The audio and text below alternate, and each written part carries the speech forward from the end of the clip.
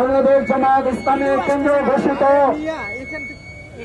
দেশব্যাপী কর্মসূচির অংশ হিসাবে রাজধানীর আজকে ঢাকা মহানগরী দক্ষিণের বিক্ষোভ মিছিল শেষে আজকের এই সংক্ষিপ্ত সমাবেশের সম্মানিত ভাই এবং বন্ধুগণ, আপনারা জানেন বর্তমান অন্তর্বর্তীকালীন সরকার তার কতিপয় উপদেষ্টা 2025 সালে ফেব্রুয়ারিতে ইলেকশনের পরিবর্তে সিলেকশনের মাধ্যমে একটা দলকে ক্ষমতায় নেওয়ার পায়তারা করছে।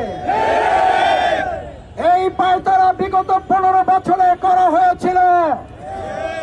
আপনাদের মতো উপদেষ্টারা অনেকে ভোট দিতে পারেন নাই।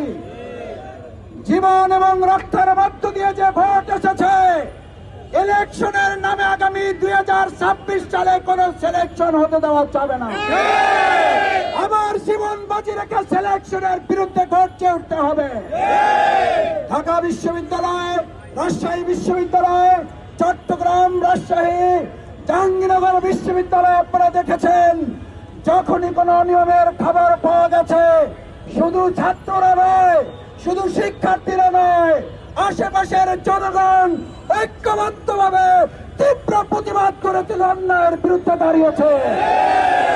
সুতরাং যদি মনে করেন দলীয়করণ এবং প্রভাব খাটিয়ে কেন্দ্র দখল করবেন, ঢাকা বিশ্ববিদ্যালয় তার উদাহরণ, জাহাঙ্গীরনগর বিশ্ববিদ্যালয় তার উদাহরণ, তার মানে হচ্ছে আগামী দিনে আর কোন সন্ত্রাসে ভোট হতে দেওয়া হবে না। সেই ভোটের প্রত্যেকের ন্যায্য অধিকার আদায়ের জন্য যদি রাজপথে আবারও থাকতে হয়, আমরা কি সবাই রাজি আছে? সালাতুল মাগরিবের আযান হয়েছে। আপনাদের সবাইকে ধন্যবাদ জানিয়ে আজকের কর্মসূচি এখানেই সমাপ্তি ঘোষণা।